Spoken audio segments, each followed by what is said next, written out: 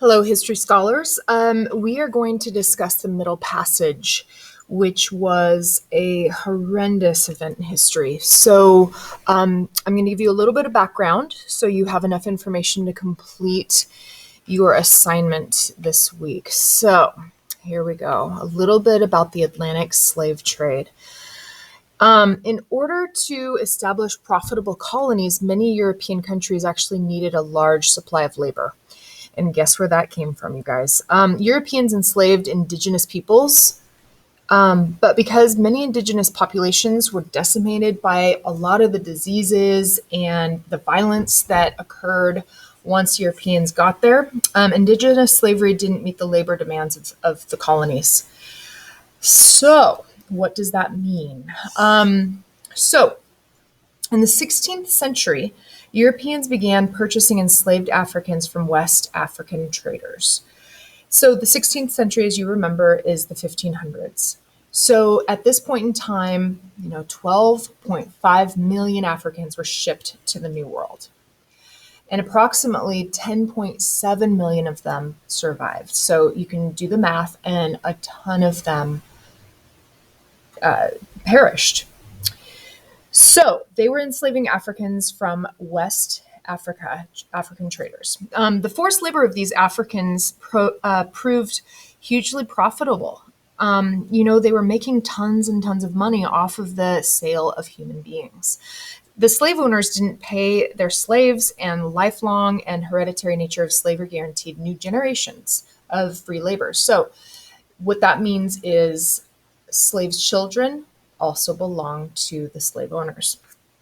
So to maximize profits for slave owners, working conditions for slaves in the colonies were really, really horrible. They were super, super bad.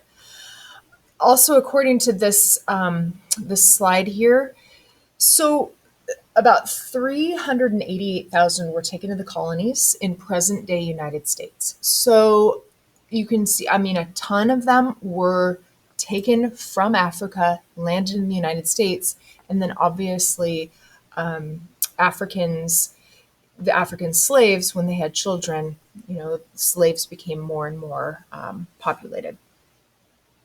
So over the course of 4 centuries, you guys, 4 centuries, it's estimated that more than 12.5 million Africans were taken from Africa. And like I said before, 10.7 million survived the horrendous trip across the Atlantic. The majority of these slaves were taken to Eastern or to European countries, but most recent estimates actually suggest that less than 400,000 slaves were taken directly from Africa to the present-day United States. And the people that actually ran this slave trade were mostly Portuguese, British, French, Spanish, and Dutch. The slave trade drastically changed African societies. You can only imagine if you were living in an area where you had heard tales of people being snatched up, it obviously would affect communities in Africa. So in the centuries before the slave trade actually was established, mutually beneficial intercontinental trade was an important part of African economies. But many of these relationships were replaced by slave trade. In Africa, the slave trade destabilized the states and created economic depressions and led to many wars. All right, slide 2. All right, the Middle Passage. So obviously, a map of the triangular trade. You've probably learned about this before, but the triangle trade, the Atlantic slave trade, was a part of a broader economic system known as the triangular trade that connected 3 continents. And you can see that it connects the United States here,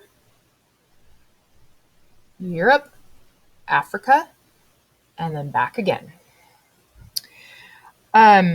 European traders would transport enslaved Africans to European colonies in the Americas, where the slaves would often work in various agricultural on plantations, specifically for sugar, cotton, and tobacco. These raw goods were then shipped back to Europe. So here, Africans are doing work, And then these raw goods are then sent to Europe. And then in Europe, they would be turned into manufactured goods. So they would do something with the cotton, for example, make clothing or hats or whatever they did with them. European traders would then trade these goods with West African slave traders. Okay. And for more kidnapped slaves or Africans, and then the cycle would continue. So they are then shipped to the United States. They work on plantations. The goods are sent to Europe, and then Europe trades with the African slave traders.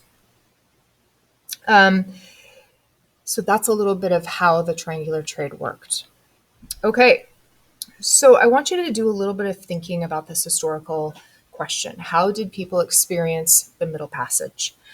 So although it is important to consider the economic system that we've just talked about, that facilitated the Atlantic slave trade, the sheer scale and the horrendous nature of the passage itself was horrendous for individuals. Especially in this day and age, we don't want to lose track of the individuals involved in the Middle Passage. So we're going to read a series in this assignment that I'm going to give you, and you're going to be reading, involved in the Middle Passage. So I want you to think carefully. How do you think people actually experience the Middle Passage? So you will see that the slave ships, you actually kind of have to look really, really carefully. That slave ships, once a slave was captured, they would be put on a slave ship, and there were multiple layers, okay, floors on these slave ships. These slave ships were then packed with African humans. And you can see in this picture kind of how the bodies are laying really, really close together. Oftentimes, and it's really important for you to understand this, is oftentimes these people were not allowed out of the ship or where they were laying at all. They were fed horribly. They were often chained to one another. It was dark. It was damp. They didn't have a place to go to the bathroom. I mean, and it's so disgusting to think about this, but people had to go to the bathroom. And if you were on one of the lower floors, it leaked onto you. Same thing that a lot of people, and I count as one of people that get very, very seasick.